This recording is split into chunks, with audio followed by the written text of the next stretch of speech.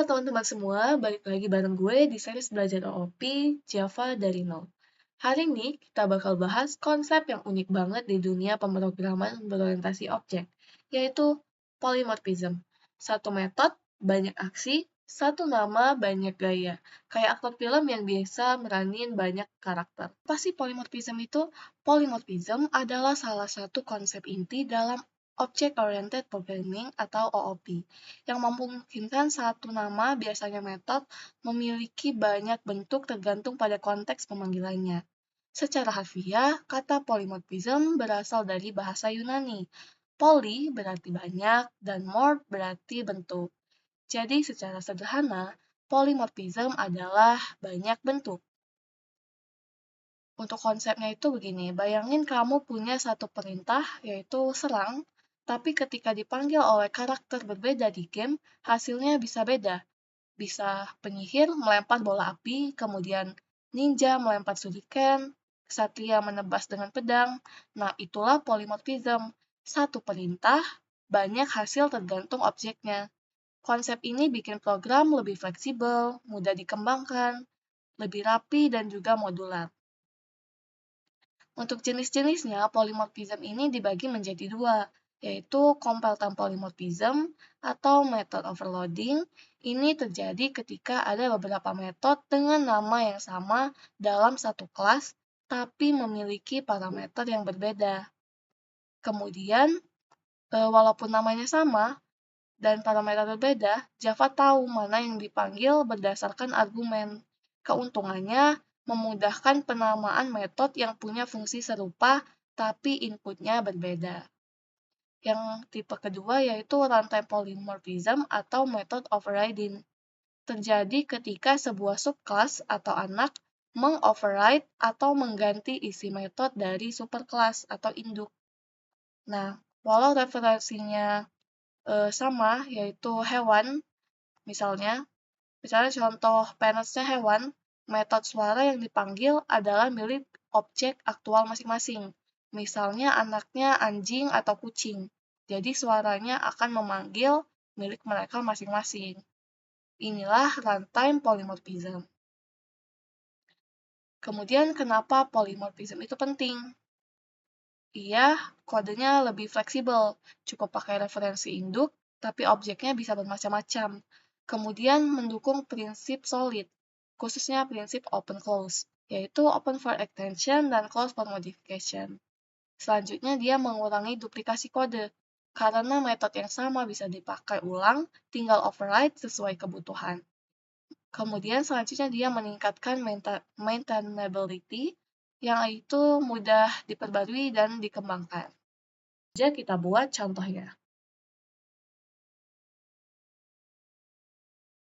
Jadi maaf sebelumnya, kodenya sudah saya tulis duluan, karena sebenarnya tadi nge-record sambil nulis, tapi ternyata tidak kerekam. Oke, jadi pertama tuh kita buat dulu kelas kalkulator. Di sini kita pakai integer tambah in A, in B. Nah, ini merupakan metode dengan dua parameter dengan tipe data integer. Kemudian yang ini sama saja seperti yang di atas, namun menggunakan double. Ini merupakan metode yang memiliki dua parameter dengan tipe data double. Sedangkan yang ini merupakan metode ketiga, yaitu metode yang memiliki tiga buah parameter dengan tipe data integer juga. Ini merupakan contoh overloading.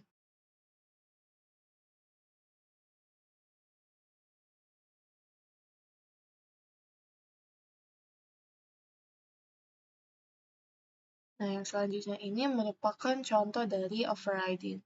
Jadi di sini bisa kita lihat dia menggunakan kelas kendaraan. Kemudian terdapat metode kendaraan sedang berjalan. Metode jalan yaitu dengan isi kendaraan sedang berjalan. Kemudian dia punya overriding. Yang pertama itu untuk mobil dan yang overriding yang kedua itu untuk motor. Selanjutnya, Nah, selanjutnya di sini kita memiliki kelas demo dengan dengan objek K1 sama dengan mobil yang merupakan tipe kendaraan. Yang keduanya juga objek dengan nama motor yang merupakan tipe kendaraan. Jadi ini merupakan contoh dari polymorphism. Dia memiliki tipe yang sama, namun bentuknya berbeda. Oke.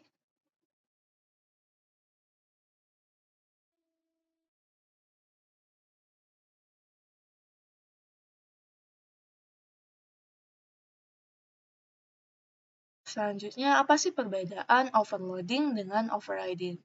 Dari segi fitur, overloading itu terjadi dalam satu kelas, sedangkan overriding itu antara superclass dan subclass. Untuk overloading, dia harus berbeda parameternya, sedangkan untuk overriding harus sama parameternya. Untuk di overloading sendiri, dia bertujuan untuk fungsi serupa namun beda input. Sedangkan untuk overriding, dia kustomisasi perilaku. Nah, untuk overloading ini tidak bisa menggunakan add override. Add override itu bisanya digunakan untuk overriding. Kenapa polymorphism itu penting? Dengan menggunakan polymorphism, kode yang kita buat menjadi lebih fleksibel. Bisa bikin struktur program lebih rapi, gampang diperluas tanpa ubah struktur dasar, dan mendukung prinsip open close dalam desain software. Open for extension, close for modification. Jadi, mari kita ulas secara singkat apa aja yang udah kita pelajari tadi. Yang pertama itu polymorphism itu artinya satu nama, banyak bentuk. Atau satu tipe, banyak bentuknya, banyak objek. Kemudian, bikin kode lebih fleksibel dan scalable. Polymorphism itu membantu kita membuat kode yang lebih fleksibel dan scalable. Selanjutnya itu, polymorphism bisa melakukan overloading dan juga overriding. Baik, segitu saja untuk video kali ini. Saya akhiri, see you in the next video.